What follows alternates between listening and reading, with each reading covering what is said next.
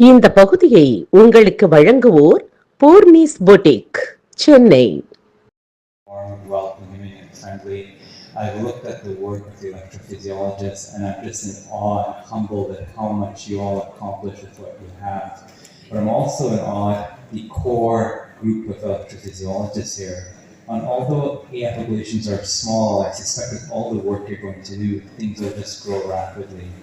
For me, this is a special trip. It's my first time ever to India, and we welcome you all, and we'll come back again for sure. And I hope to meet all of you at meetings in the future. Thank you. Thank you. Thank you to all the international faculty members. I request you all to we have a few words for Vishnu Kumar sir. Sorry. Thank you to the organizers for this opportunity. I am totally homegrown. I did my DA Institute. I work there as assistant professor. I'm just on a short visit to Canada. Thank you. I'm one of you. Thank you, Doctor. Thank you to all international faculty members. I request you all to be seated and enjoy the rest of the show. மிகுந்த மரியாதைக்குரிய உங்களால் அன்போடு doctor TR. என்று அழைக்கப்படுகின்ற பெரியவர் doctor TR. Muralidharan அவர்களே, doctor Narasimhan அவர்களே, மற்றும் இந்த நிகழ்ச்சி சிறப்பாக நடைபெறுவதற்கு காரணமாக இருக்கின்ற the organising chairman doctor K. Jaishankar அவர்களே, டாக்டர் அஜய் நாயக் அவர்களே,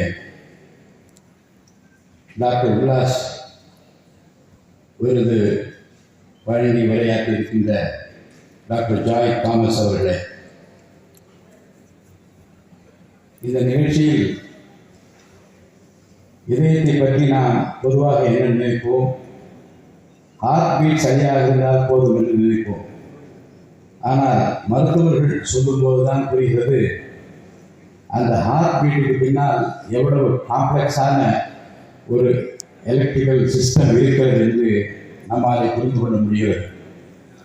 நம்முடைய இதயம் ஒரு பம்ப் மட்டுமல்ல, அது ஒரு ரிதமில் இயங்கும் அற்புதமான உயிரியல் அமைப்பு. அந்த ரிதமில் ஒரு சிறிய மாற்றம் ஏற்பட்டாலும் ஒரு மனிதனுடைய வாழ்க்கையை மாறக்கூடிய சூழல் இருக்கிறது. அதனால்தான் the art of dealing with அல்தீமியாஸ் போன்ற முக்கியமான தலைவர்களுடைய பின்னணி டாக் நடைபெறுவது மிகவும் பொருத்தமானதாக இருக்கிறது. மருத்துவம் என்பது டயக்னோசிஸ் மட்டுமல்ல. மருத்துவத்தை பற்றி எனக்கு மிக அதிகமான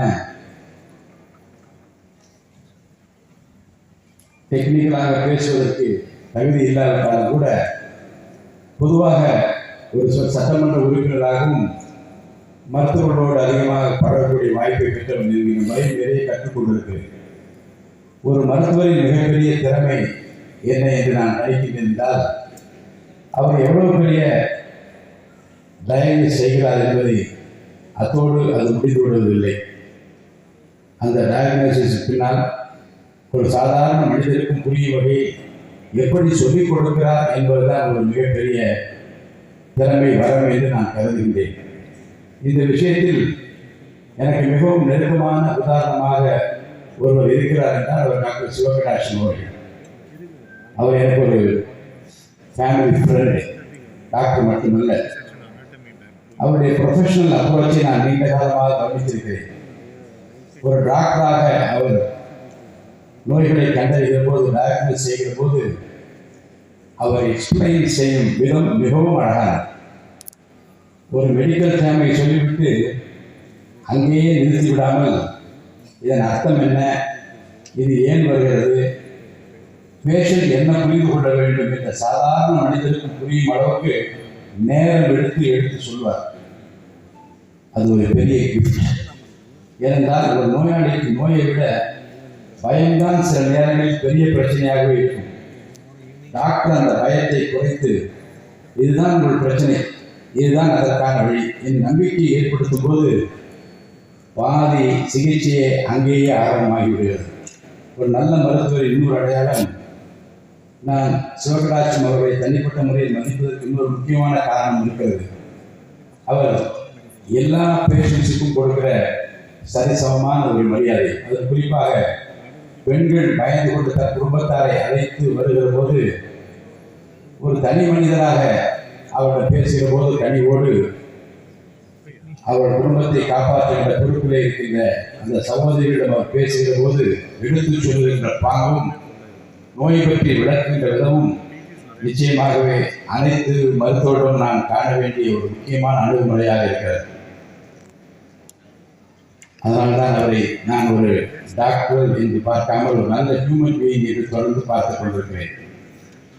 மருத்துவத்துறையில் நாலேஜ் மிகவும் முக்கியம், ஸ்கில் மிகவும் முக்கியம், டெக்னாலஜி மிகவும் முக்கியமாக அனைத்து மேலாக ஹியூமனிட்டி இருக்க வேண்டும். ஒரு நோயாளி மருத்துவமனைக்கு வரும்போது அவர் ஒரு நல்ல கேஸ் அல்ல, அவர் குடும்பத்தின் அன்பான மனிதர். ஒரு தந்தையாக இருக்கலாம், தாயாக இருக்கலாம், கணவராக இருக்கலாம், மனைவியாக இருக்கலாம், ஒரு குழந்தையின் உலகமாக இருக்கலாம். அந்த மனிதரை காப்பாற்றுவதன் மூலம் ஒரு முழு குடும்பத்தையே காப்பாற்றுகின்றோம் என்ற உணர்வு மருத்துவரிடம் இருக்க வேண்டும். ஒரு பாசிட்டிவ் அவுட்லுக் இருக்க வேண்டும்.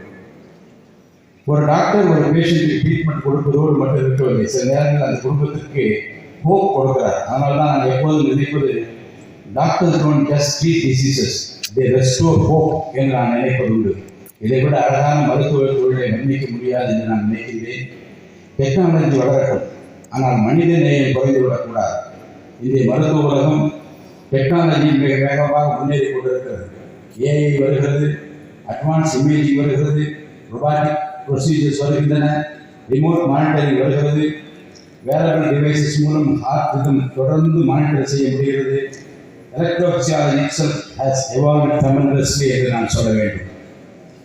இவை அனைத்தும் வரவேற்க வேண்டிய முன்னேற்றங்கள் தான். ஆனால் டெக்னாலஜி எவ்வளவு வளர்ந்தாலும் ஒரு விஷயத்தை நாம் மறந்துவிடக்கூடாது. A machine can detect a heartbeat, but a human being understands what the heart means to the family. அதுதான் மருத்துவர்களின் தனிச்சிறப்பாக இருக்க வேண்டும். நான் ஒரு சட்டமன்ற உறுப்பினராகவும் சட்டமன்றத்தின் பேரவைத் தலைவராகவும் பொதுமக்களின் ஹெல்த் கேர் குறித்து தொடர்ந்து பல நேரங்களில் நான் சிந்திக்க வேண்டும், சிந்தித்துக் கொண்டிருக்கிறேன். ஒரு நல்ல ஹெல்த் கேர் சிஸ்டம் இருந்தால் பெரிய ஹாஸ்பிட்டல் மட்டும் இருக்கக்கூடாது. Prevention, early detection, accessibility, affordability and awareness இவை அனைத்தும் சேர்ந்துதான் ஒரு நல்ல ஹெல்த் கேர் சிஸ்டத்தை உருவாக்க முடியும். எனக்கு நம்பிக்கை இருக்கிறது. ஒரு புதிய அரசாங்கம் இப்போது வந்திருக்கிறது. ஒரு புதிய கோணத்தில் இதுவரை யாரும் நினைத்திராத ஒரு பாதையில் வெளியரங்கமான ஒரு டிரான்ஸ்பரண்ட் கவர்மெண்ட், இதுவரை யாரும் நினைத்து கூட பார்க்க முடியாத நிலையில் இந்த மருத்துவத்துறையில் மிகப்பெரிய மறுமலர்ச்சியை காண வேண்டும் என்று நினைக்கிற ஒரு முதலமைச்சர் டாக்டர் சி விஜய் ஜோசப் அவர்கள் மூலமாக சொல்லியிருக்கிறார். எல்லா சீஃப் மினிஸ்டர்ஸும் அவர்களுடைய பங்களிப்பு இது தமிழ்நாட்டுக்காக செய்திருக்கலாம். ஆனால் இவரை பொறுத்த வரைக்கும் ஏதாவது செய்ய வேண்டும், எல்லா துறைகளிலும் அதை செய்ய வேண்டும், எல்லா மக்களுக்கும் அதை சென்று போய் சேர வேண்டும் என்பதில் எவ்வளவு அக்கறையாக இருக்கிறார் என்பதை அவருடன் நான் பேசிக் கொண்டிருக்கிற போதும், அவர் திட்டங்களை தீர்க்க முனைகிற போது, குறிப்பாக தேர்தல் அறிக்கையை தயாரிக்கின்ற அந்த குழுவில் நான் இருந்தேன். ஏறத்தாழ நம்முடைய மருத்துவத்துறையில் இன்னைக்கு ஒரு பெரிய அற்புதமான பொக்கிஷமாக டாக்டர் அருண்ராஜ் கிடைத்திருக்கிறார். அவர் ஒரு டாக்டராக இருக்கிறார். அதனால் உங்கள் பிரச்சனைகளை வெகு எளிதாக புரிந்து கொண்டு வித்தின் மினிட்ஸ் அதற்குரிய தீர்வோடு மாநில முதலமைச்சரை சந்திக்கக்கூடிய நேரமும் இடமும் அவர் கிடைத்திருக்கிறது. நல்ல அமைச்சர் இந்த மருத்துவத்துறை பெற்றிருப்பதில் நான் மகிழ்ச்சி அளிக்கிறேன். மக்களுக்கும் அப்படி மகிழ்ச்சி அளிக்கின்ற விதத்தில் பல திட்டங்களை எல்லாம் அவர் இன்றைக்கு தயாரித்துக் கொண்டிருக்கிறார். இந்த தேர்தல் அறிக்கை வந்தபோது பல விஷயங்களை விவாதிப்பதற்காக நான் நம்முடைய மக்கள் நல்வாழ்வுத்துறை அமைச்சரும் மாநில முதலமைச்சரோடு உட்கார்ந்து பேசிக் கொண்டிருக்கிறோம். முதலமைச்சர் அப்போதுதான் தேர்தலுக்கு தயாராகி கொண்டிருக்கிறோம். ஒரு மணி நேரம் நாங்கள் அவர்கள் என்னென்ன திட்டங்களில் அவர் சொல்லிக்கொண்டே வந்தால் அவர் கேட்டுக்கொண்டே வந்தார். ஆனால் கை மட்டும் எதுவும் எழுதி கொண்டே இருந்தது. எல்லாம் முடிந்தவுடன், ஒரு மணி நேரம் முடிந்தவுடன் அவர் என்ன சொன்னார் என்றால், இப்போ நீங்கள் சொன்ன எல்லா கருத்துலையும் ஒரு 8 முக்கியமான விஷயங்கள் நான் எழுதியிருக்கிறேன், அதை படிக்கிறேன் என்று அது ஹெல்த் கேர் சிஸ்டம் உட்பட நாங்கள் என்னென்ன சொன்னோமோ அதெல்லாம் குறித்து வைத்துக் கொண்டு இதை உடனே செய்ய வேண்டும், இதுதான் ப்ரையாரிட்டி என்று அவர் சொன்னது ஹெல்த் கேர் நிச்சயமாக இருந்தது. நான் சொல்வதற்கு காரணம் என்ன என்றால், சில பேர் சொல்வது ரொம்ப பேச மாட்டேங்கிறாருங்க. பேச வேண்டும் என்பது அவசியம் இல்லை. செய்தியை தன்னை காட்டிக்கொள்ள விரும்புகிற ஒரு முதலமைச்சரை பெற்றிருந்து நீங்கள் எல்லாம் மகிழ்ச்சி அடையும். குறிப்பாக ஹார்ட் டிசீஸ் மற்றும் இது போன்ற விஷயங்களில் அவேர்னஸ் மிகவும் முக்கியம். பல சிம்டம்ஸை இக்னோர் செய்கிறார்கள். சின்ன செஸ்ட் டிஸ்கம்ஃபர்ட்டாக இருக்கிறது. அது ஒருவேளை ஸ்ட்ரெஸ்ஸாக இருக்கும், ஒருவேளை ஸ்லீப் குறைவாக இருந்ததால் தான் வந்து தள்ளி போடுகிறார். ஆனால் நம்முடைய உடல் கொடுக்கும் வார்னிங் சிக்னல்ஸை நாம் கவனிக்க வேண்டும். அதற்காக அவேர்னஸ் கேம்பெயின் நிச்சயமாக அனைத்து மருத்துவ கல்லூரிகளிலும் மருத்துவமனைகளிலும் அவேர்னஸ் கேம்ப் மிகவும் அவசியமாகப்படுகிறது. மருத்துவர்களும் அரசாங்கம் இணைந்து பொதுமக்கள் இதை கொண்டு செல்ல வேண்டும். டாக்டர்ஸை முதலில் மக்கள் புரிந்து கொள்ள வேண்டும். டாக்டர்ஸை மக்கள் நம்ப வேண்டும். இந்த உலகத்தில் பெரிய சேலஞ்ச் என்னவென்றால் மிஸ்இன்ஃபர்மேஷன்.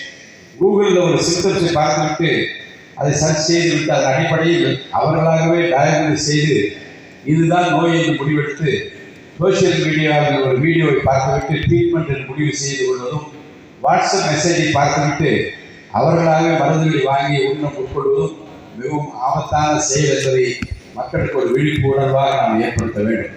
அதனால தான் மெடிக்கல் ப்ரொஃபஷனுக்கு ரெஸ்பான்சிபிலிட்டியும் அதிகமாக மக்களுக்கு சரியான இன்ஃபர்மேஷன் கொடுக்க வேண்டும். அதே நேரத்தில் மக்கள் மருத்துவர்களை நம்பும் சூழலை நாம் தான் உருவாக்க வேண்டும். ஒரு டாக்டர் ஒரு பேஷண்ட்டுக்கு எக்ஸ்பிளனேஷன் கொடுக்கும் அந்த சில நிபுணர்கள் கூட ஒரு மிகவும் பவர்ஃபுல்லான வெப்பனாக இருக்கும் என்று நான் கருதுகிறேன். ஒரு ராங் ட்ரீட்மெண்ட்டை தவிர்க்கலாம், ஒரு உயிரை கூட காப்பாற்றலாம். அந்த எக்ஸ்பிளனேஷன் ஒரு அன்னெசரி ஃபியரை கூட அகற்றுவதாக இருக்க வேண்டும். இன்று விருது பெறுபவர்களுக்கு என்னுடைய பாராட்டுகள். இன்று த ஹார்ட் ஆஃப் கோல்டு என்ற விருதை பெறும் டாக்டர் T.R. முரளிதரன் அவர்களை பற்றி பக்கத்திலே அமர்ந்திருக்கிற டாக்டர் சிவகராஜ் மௌலிக்கு சொல்லிக் கொண்டே வந்தார்கள். தான் பெற்ற அனுபவத்தை இறைவன் அவருக்கு கொடுத்திருக்கிற அந்த வரத்தினை, அந்த திறமை, அந்த கைலாசியை தன்னோடு வைத்துக் கொள்ளாமல் மற்றவர்களுக்கும் பகிர்ந்து அளிக்க வேண்டும் என்கின்ற அந்த உணர்வும், உடல்நலம் கொண்டிருக்கிற நேரத்திலே கூட நான் கண்டிப்பாக பேசுவேன் என்று வந்து பேசிய அந்த அர்ப்பணிப்பு உணர்வோடு கூடிய அந்த நிகழ்வு எதை காட்டுகிறது என்றால், எனக்கு கிடைத்த இந்த ஆற்றலை, திறமை நான் மக்களோடு பகிர்ந்து கொள்வேன், மற்றவர்களோடு தயார்படுத்துவேன் என்று சங்கிலி தொடராக இப்படிப்பட்ட மூத்த மருத்துவர்கள் நம்மிடம் கிடைத்திருப்பது இறைவன் நமக்கு கொடுத்திருக்கிற பொக்கிஷம் என்று நான் அதை பாராட்ட விரும்புகிறேன். அதே போலதான் டாக்டர் நரசிம்மன் அவர்களை பற்றி சொன்னார்கள்.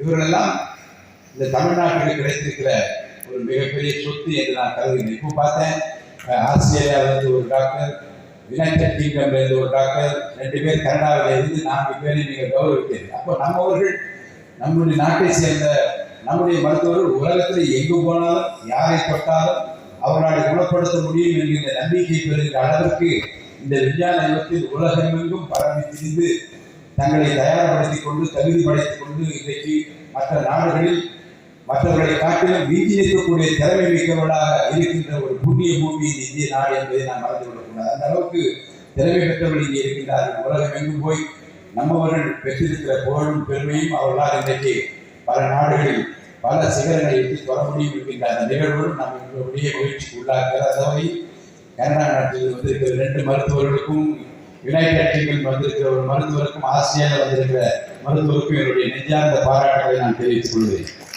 ஒரு மருத்துவருக்கு விருது வழங்குவது என்பது அவருடைய கேரியரை மட்டும் நான் பாராட்டுவதல்ல.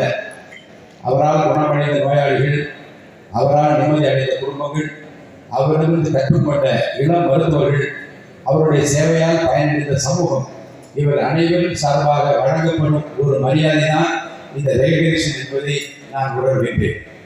விருது என்பது கைகளிலே பெற்றுக்கொள்கிற விலை உயர்ந்த ஒரு பொருளாக கருதிவிடக்கூடாது. அது ஒரு நம்பிக்கையின் அடையாளமாக நீங்கள் ஆற்றிய அந்த சேவையினுடைய வெளிப்பாடாக உங்களை நாங்கள் மதிக்கின்றோம். உங்கள் சேவை பயன்பட்டிருக்கிறது, இன்னும் இந்த நாட்டுக்கு பயன்பட வேண்டும் என்று ஒரு ஊக்க சக்தியாக இருக்கக்கூடிய விருது என்று நான் இதை கருதுகின்றேன். ஏன் டாக்டர்ஸுக்கு ஒரு வேண்டுகோள், இங்கே இருக்கும் இளம் மருத்துவரிடம் நான் சிறிய வேண்டுகோளை வைக்க விரும்புகிறேன்.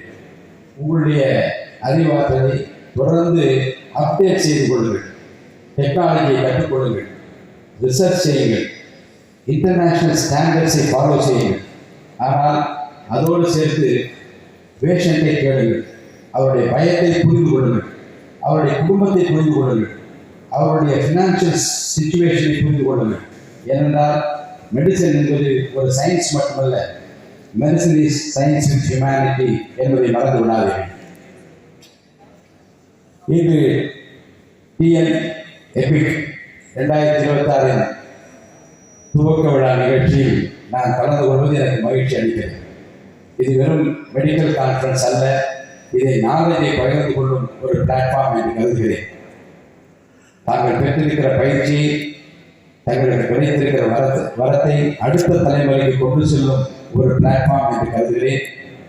இந்த நிகழ்ச்சியை சிறப்பாக ஏற்பாடு செய்துள்ள அனைத்து மருத்துவர்கள், ஆர்கனைசிங் கமிட்டி மெம்பர்ஸ் மற்றும் அவரை சூழ்ந்து நின்று பணியாற்றி கொண்டிருக்கிற வாலண்டியர்ஸ் அனைவருக்கும் என்னுடைய பாராட்டுகளை தெரிவித்துக் கொள்கிறேன். குறிப்பாக சிறப்பு விருதாக கலந்து கொண்டிருக்கிற டாக்டர் சிவகடாட்சம் அவர்களுக்கும் அவருடைய குடும்பத்தாருக்கும் என்னுடைய மனமார்ந்த வாழ்த்துக்கள்.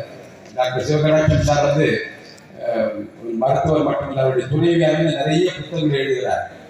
அவர் வந்து உலகம் எங்கும் போய் உலக மக்களை எல்லாம் சந்தித்து அவர் எழுதி வருகிற அந்த புத்தகங்கள் எல்லாம் இந்த தமிழ் வளர்ச்சிக்கு மிக உதவுவதாக, நேசிக்கின்ற அந்த தமிழ் நெஞ்சங்கள் வாசிக்கின்ற நூல்களாக அவையெல்லாம் அமைந்திருக்கிறது. அம்மா அவர்களுக்கும் என்னுடைய நல்வாழ்த்துக்களை நான் தெரிவித்துக் கொள்கிறேன். இங்கிருந்து உருவாகும் புதிய ஐடியா, புதிய ரிசர்ச், புதிய கொலாபரேஷன்ஸ் அனைத்தும் தமிழ்நாட்டின் ஹெல்த் கேர் சிஸ்டத்துக்கு நிச்சயமாக இந்தியாவின் ஹெல்த் கேர் சிஸ்டத்துக்கும் உதவும் என்றும் நான் கருதுகின்றேன். அது பயனளிக்கும் என்று நம்புகின்றேன். இதை ஏற்க ஒவ்வொரு மருத்துவரும் ஒரு விஷயத்தை நினைவில் வைத்துக் கொள்ள வேண்டும். ஒரு உயிரை காப்பாற்றுவது ஒரு மனிதனை மட்டும் காப்பாற்றுவது அல்ல, அவரை நம்பி வாழும் ஒரு குடும்பத்தின் எதிர்காலத்தையே காப்பாற்றுவது. அந்த மகத்தான பணியை செய்து கொண்டிருக்கும் உங்கள் அனைவருக்கும் ஒரு சட்டமன்ற உறுப்பினராக, ஒரு பொதுமகனாக என் மனமார்ந்த நன்றியை நான் தெரிவித்துக் கொள்கிறேன். Let us continue to advance medicine, but let us never forget the human heart behind every heartbeat. உங்கள் அனைவருக்கும் என்னுடைய நெஞ்சார்ந்த நன்றியை, வணக்கத்தை நான் தெரிவித்து நிகழ்ச்சி ஏற்பாட்டாளர்களுக்கு என்னுடைய பாராட்டுகளை நான் தெரிவித்துக் கொள்கிறேன்.